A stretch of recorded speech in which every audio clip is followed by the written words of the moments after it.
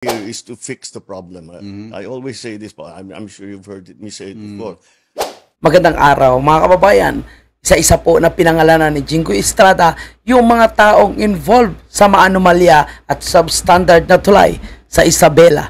Ngayon mga kababayan po natin, ang hindi pinangalanan ni Marcos Jr. na di umano'y tinanggal niya sa DPWH dahil nakitaan ng pagnanakaw at korupsyon sa pundo ng bayan ay pinangalanan na po nitong si Amy Marcos. Bakit hindi kayang pangalanan ni Bongbong Marcos? Paano niya po tatanggalin? Paano niya po sasabihin na pasensyahan na lang, hindi kita kaalyado kung mismo yung mga pinagtatanggal mo o yung mga involved sa anomalya ng korupsyon sa substandard na mga tulay, itong mga hindi nakikita ng mga proyekto, ang utang natin, take note po, mga kababayan, ay 17.2 trilyon na. At itong mga anomalyang flood control na hanggang ngayon ay pinapaimbestigahan pa rin, mga kababayan po natin. Ngunit, ang nag-iimbestiga ay siya mga involved din na nagpapalakpakan, mga muntanga nga, nagpalakpakan sa sarili nilang anomalya at sa sarili nilang mga pagnanakaw. Yan po yung ating pag-uusapan at tatalakayin dito po sa mga pasabog nitong si Jingo Estrada, Senator Marcolita, and Senator Amy Marcos. Ito po sa ating video mga kababayan natin. At bago ang lahat, kung hindi pa kayo nakalike, palike naman and pa-subscribe kung kayo po ay hindi ko pa po subscriber. Maraming salamat po. Okay, simulan natin ang video. Tama po ba? Tama po kayo, Ginoong Pangulo. Para po malaman ng ating tulungan, maaari po bang sabihin natin kung sino po itong mga taong tinutukoy po ninyo, Mr. President, Your Honor? Maraming salamat, Ginoong Pangulo. Nagtanong na rin po kayo kung sino-sino po itong mga tao. Hindi ko nabanggit sa aking privilege speech. Subalit nagtanong po kayo, mapipilitan ko pong ibulgar kung sino-sino po itong mga taong responsable sa pagbagsak nitong sa pag-collapse nitong tulay sa Kabagan, Santa Maria. Unang-una, si Assistant Secretary for Regional Operations in Luzon, Loretta Malaluan. She succeeded Neri Bueno, now Asik Bueno, as Regional Office Region 2 Director, the time when the bridge project was already facing structural problems. Siya ang nagrekomenda noong January 2021 na pondohan ang retrofitting na nagkakalaga ng 233.5 million o yung pagsasagawa ng epoxy crack repairs. In March 2022, she formally requested that the project be reclassified from a replacement to a retrofitting strengthening project given the persistent structural issues. Pangalawa po, Ginoong Pangulo, Assistant Secretary for Regional Operations in Visayas and Mindanao, Neri D. Bueno. So po, as then Regional Office 2 Director, Engineer Bueno was involved in the implementation of Phase 1 and Phase 2 of this project. In 2018, then Project Engineer Felipe Lingan began reporting early signs of possible bridge failure. Noong pa lang 2018, nakitaan na nitong si Mr. Lingan na medyo malapit na magkolapso o may failure, early signs of bridge failure. These warnings were either not acted upon or were not sufficiently addressed under Bueno's leadership, which became a notable concern in later investigations. Ginoong Pangulo, yung tatlo pong nabanggit kong undersecretaries, napapangalanan ko rin ngayon. Ito po hanggang ngayon ay nanunungkulan pa rin bilang undersecretary ng DPWH. Unang-una, Undersecretary for Regional Operations in Luzon, Ginoong Eugenio Pipo Jr. Siya po ang nangasiwa ng construction ng tulay nang sinimula ng pagpapagawa nito noong 2014 bilang NOY Assistant Secretary for Operations. It was under his watch that the early stages of construction proceeded even when structural issues began to surface. And in June 2018, the DPWH engineers identified critical defects after the concrete slab was poured at span 8. Masyado na technical to. Among the most alarming were sheared bolts and shifting columns, clear indicators of serious design and construction flaws. Yet, despite these warnings, construction continued with no decisive intervention from Pipo's office. His failure to halt the project or escalate the issue for re-evaluation allowed the risks to persist unaddressed.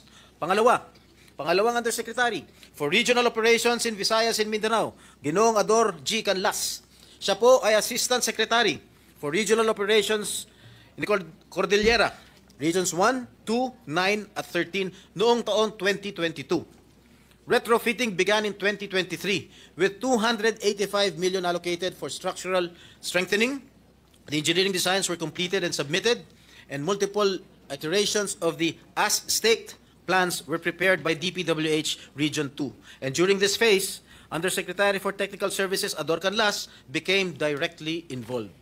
He approved key engineering plans on December 19, 2023, and later a revised retrofitting plan on May 22, 2024. These approvals were crucial in authorizing the construction activities intended to stabilize the bridge. And lastly, Mr. President, Undersecretary for Planning Service and Public-Private Partnership Service, Maria Catalina Cabral, ang kanyang opisina ang nag-aproba para pondohan ang isinagawang kontrobersyal na retrofitting ng tulay na dapat ang kontraktor ang gumastos dahil nasa ilalim ng warranty period. Dahil dito, gumastos pa ang ating gobyerno ng karagdagan na 400 million pesos. Ang halagang ito ay 50% ng original contract price ng tulay, Ginoong Pangulo. Yun lang po, Ginoong Pangulo. Grabe po, ang tindi mga kababayan po natin, oh. Talagang bigatin po yung mga ito kasi imagine mo, no, bumagsak na po yung pinagawa nilang tulay only in the Philippines, no. Ngayon ay nabigyan pa ng mas mataas na katungkulan sa DPWH. So kung wala silang kasabwat dyan, wala silang kapadrino, abay, tanggal na yung mga yan. Dahil malalakas po sila, yan. Hanggang ngayon, nasa DPWH pa rin sila. At na-promote pa. Antindi, mga kababayan natin. So, sa pagkakataong ito, mga kababayan po natin, mukhang makakasama po sila sa mga gigisay ni Senator Marcolita. At ako naniniwala na itong mga involved na ito ay kasama rin po sila sa mga maanomalya na flood control sa ating bansa. So, konektado ito mga kababayan po natin. Kaya maganda yan, maimbestigahan at malaman kung sino din yung mga kongresista na kanilang mga kasabwat. No? Baka nandyan lang. Diba? Tingnan natin mga kababayan. Ang napaka-importante, ang investigasyon na mangyayari po sa committee ni Senator Marcolita. Okay, tuloy natin kasi marinig natin mamaya dito kay Amy Marcos kung sino yung pinatanggal ni Marcos Jr. na hindi niya kayang pangalanan. Narinig nyo naman sa intro natin, di ba? Mr. President, 3 undersecretaries. Ibig bang sabihin nito, may basbas ito sa kanilang secretary, Mr. President? Well, that sa aking palagay, command responsibility po yan. Hindi naman po kikilos itong mga undersecretary kung wala hong basbas ang namumuno. Sinabi po niyo Matik yan, mga kababayan po natin, no? Hindi kagalo yan kung walang basbas ng secretary. Nakubunuan. Dali ka dito. dito, Mr. President, Your Honor, na ang mga taong binanggit ninyo ay nabigyan pa ng karagdagang trabaho. Ano pong mga karagdagang trabaho ang naibigay pa, Mr. President, Your Honor?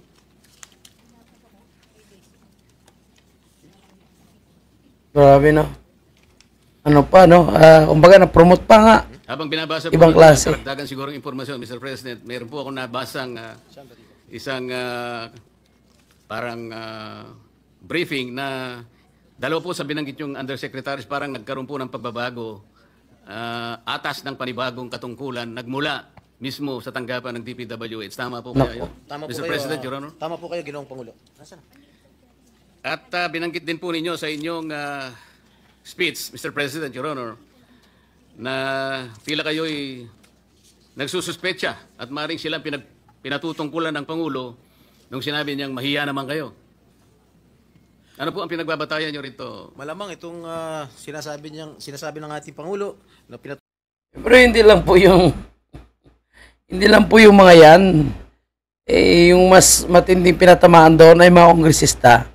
So, siyempre kasama na po yung mga yan kasi kasama po sila sa magnanakaw. Hindi nga dapat tinuro nga rin ni Marcos Sr. Mahiya naman tayo. Mali ngayon Dapat mahiya naman tayo sa sambayan ng Pilipino. Pinapasahuran tayo, pinagkatiwalaan tayo, pero mga magnanakaw tayo. Dapat yun ang kanyang sinabi. tutungkol ng ating Pangulo na mahiya naman kayo. Palagay ko, ito po yung mga opisyalis ng DPWH na kasangkot o kasabwat sa pagpapatayo nitong collapsed bridge nito sa Isabela. Siguro po ang mas tamang isipin natin, ilan lang siguro sila sa pinatamaan ng Pangulo. Tama, Kasi nung ang sabihin dami. ng Pangulo po ito, Mr. President, nakaharap po siya sa Kongreso Napakarami pong contractor doon eh. Kayo po nakakaalam nun dahil kayo po nanggaling sa House of Kasi Representatives. po, tinatanong ko po kayo isang ayon na maaring mas marami ang pinatutungkulo ng Pangulo. At hindi lamang po bagsakan ng tulay ang pinag-uusapan doon. Mr. President, Hindi Your po Honor. ako makakasagot niyan sapagkat Siyempre, maraming alamin si Marcolita ilan yung kontraktor daw, 67 ang mga kongresista is kontraktor. Luzon, Visayas, Mindanao. Bakit naman po hindi kayo makakasagot? hindi po ako Napakasimple nanggaling lang ang tanong ko sa inyo. sa House of Representatives. Kayo po nanggaling sa Hindi mo sa na, House of Jinggoy. Representatives. Malamang kayo po nakakaalam kung marami po ang pinatutungkulan ng ating Pangulo, Ginoong Pangulo. Talagang marami, ako po sinasabi ko sa inyo, marami pong kontraktor doon. Ang tanong ko lang kung kayo sumasang-ayon sa aking pananaw. Ay, yes, sumasang-ayon po ako sa inyong pananaw. Ayun. Kung kayo po ay naniniwala, maniniwala rin po ako.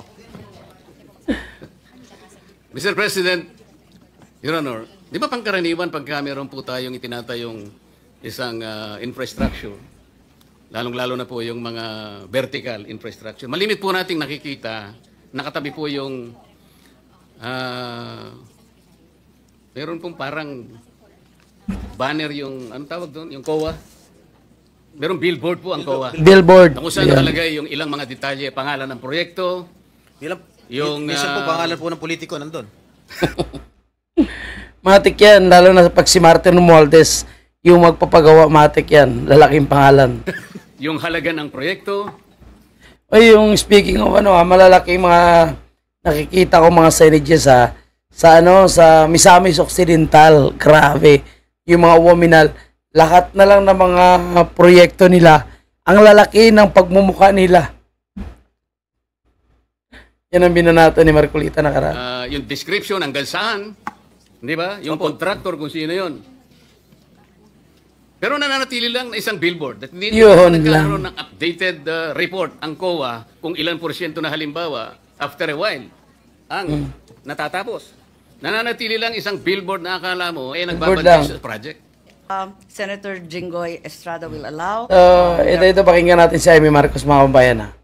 Maganda to kasi siya ang nagbigay ng pangalan sa tinanggal ni Bongbong. A few questions from the Ilocano Bloc and the Solid North, to which this bridge should belong. My privilege, Mr. Yes, I cannot overemphasize how important this bridge would have been and the decades during which the people of the Solid North awaited its completion. It's an essential Manang Amy, wala na po yung Solid North. Solid Duterte po, mayroon ngayon. concrete manifestation of the unity of the northern peoples, Rangtay to Cordillera, a pivotal link between Region 2 and the Cordillera Administrative Region. Hindi siya pangkaraniwang tulay na kumbaga dalawang bayan, dalawang lungsod, dalawang probinsya. Ito ay talagang binubuo ang dalawang rehiyon. Napakahalaga dalawang rehiyon na kung tutuusin ay ilan sa pinakamahalagang agricultural producer ng ating bansa. Number 1 ang Isabela sa corn at parating nasa itaas sa bigas. Ganon din ang Cordillera kung saan nagmumula lahat ng gulay. Kaya itong tulay na ito napaka-importante hindi lamang para sa Solid North, ika nga, kundi para sa buong Pilipinas, sa buong Luzon na umaasa ng pagkain mula sa Region 2 at sa Cordillera. Nung bumagsak ito noong February 27, 5 buwan nang nakalipas, inatupag namin lahat ng record, lahat ng investigasyon para alamin kung sino talaga at ano talaga ang dahilan kung bakit. Ngayon, nagtataka kami kasi maraming pangalan na lumilitaw na pagkataas-taas na pwesto, kulang lang sa secretary. Andito yung mga USEC, andito pa yung ASEC. Bakit sa report na unang binigay sa amin, ang tanging lumalabas lamang ay mga pangalan ng mga retired? Gilbert Reyes, retired. Adriano Doroy, retired. Raul Asis, USEC, retired. Bakit puro retired itong lumalabas? Ba't hindi lumalabas yung mga pangalan? Bakit ganon? May iba-iba bang report or iisa comprehensive final report? May Navarro, Abiki, Ocampo. Wala naman dito yung mga pangalan na tinutukoy ninyo. Parang low-level employees lang to. Higit sa lahat, wala na sa department. Ako, may isang Yusek Bernardo na tinanggal sa pwesto. Kasama ba siya dito sa Kabagan Bridge? Sa pagkakalam ko po, hindi po siya kasama dito sa Kabagan Santa Maria Bridge. Dahil hindi naman po lumitaw sa aming Parang yung pag-imbestiga. timing siya yung pinarusahan. Mukhang siya yata ang pinarusahan, pero hindi ko po alam dahil So, yun nga, pinangalanan ni Amy, na siya daw yung pinarusahan. sa aming investigasyon na nakalap ng aking tanggapan, hindi po lumalabas ang kanyang pangalan. Ang pinagtatakahan namin, 5 buwan na nga ang nakalipas, sino ang mananagot nito? Kadami Wala pang mananagot. Tanungin mo sa kapatid mo. Tanungin mo kay Bongbong Marcos, no? Kung ano po yung drama nila dyan. daming mga pangalan. At yun nga, nakakalito kasi pa iba-iba yung report. Yung hihingihan ko ng report, iba na naman itsura, iba na naman ang listahan. Ano ba talaga? Siguro Pagpakatotoo sila, sister. pag na-refer na po ito sa appropriate committee, halimbawa siguro sa committee ni Senator Marcoleta, Yan nga po, no, nalilito daw si Amy Marcos. Alam mo, itong si Amy Marcos, mga kabayan po natin, minsan pabida-bida rin ito. No? Alam naman natin kung ano po yung nangyari ngayon. At kung alam natin, siya rin mismo, no? Senador po siya at may sarili po siyang pondo para mag-imbestiga, no? May mga research team po siya para imbestigahan yung mga isyong ito. Alangan namang hindi niya alam, no?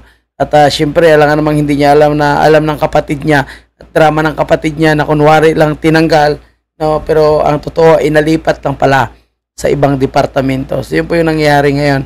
Nangyari nga nakaraan, nagkaroon ng malawakang courtesy resignation. After all, yung tinanggal, yung mga lumalaban ng patas, yung nagtatrabaho ng patas, base po sa kanilang job description. For example, si Sergeant Guevara, di ba?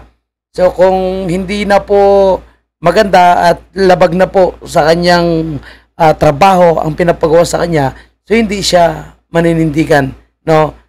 Kung ano yung tama, yun ang kanyang gagawin. At kung yung alam niyang mali, hindi siya maninindigan. Kagaya ng tinatanong siya or parang siya yung kailangan mag-represent doon sa mga involved sa pagpaparesto kay Presidente Duterte. Hindi siya tumayo dahil sabi niya nga, no, hindi siya pabor sa nangyaring pagpaparesto kay Presidente Duterte. So siya yung tinanggal. So alam naman ni Amy Marcos kung ano yung gimmick ng kanyang kapatid. And sinasabi ni Marcos Jr. itong tinanggal niya, hindi niya siguro mapangapangalanan dahil malamang ay baka nilipat lang sa ibang departamento. Kahit yung nasa Presidential Communication Office nga, ang daming pinaresign pero ilan lang po yung tinanggal. At gaya si Claire Castro ay nabalik naman. And gaya nga lang sinasabi dito ni Jingo Estrada, mga kababayan, kahit yung mga yan, yung mga involved sa mga substandard, no, na project na tulay na yan na nag-collapse, ngayon binigyan pa sila ng mas mataas na posisyon. So, ganito ngayon ang nasa gobyerno natin. And itong investigation sa flood control, wala po tayo dito maasahan. Yung sa Kongreso, kasi dito sa Senado, malaki ang chance na magkakaroon ng bulagaan or bulgaran. Pero doon sa House of Representatives, wala po tayong mapapala doon. Pero syempre, ngayon Senator Marcolita, no, sabi niya nga, hindi siya part ng Duterte Bloc kasi gusto niyang tumayo as independent bilang chairman ng Blue Ribbon Committee. And tingnan natin kung ano po yung kanyang magiging performance, mga kababayan. Magiging consistent pa itong si Marcolita o magiging isang rapitol po lang ito? What I mean, from rapitol po is from the start, matapang, magaling para sa taong bayan. And kalagitnaan, hanggang ngayon, no, wala na. Tikom ng bibig at mag-iingay na lang kung hindi involved ang administrasyon ni Bongbong. Okay, yan lang po. Maraming salamat at huwag kalimutan mag-like ng ating video at pakiusap lang kung kayo pa hindi pa nakasubscribe, mag-subscribe naman kayo sa ating munting video, mga kabayan. Sana magustuhan nyo po yung ating reaction video. Maraming salamat and God bless, mga kabayan.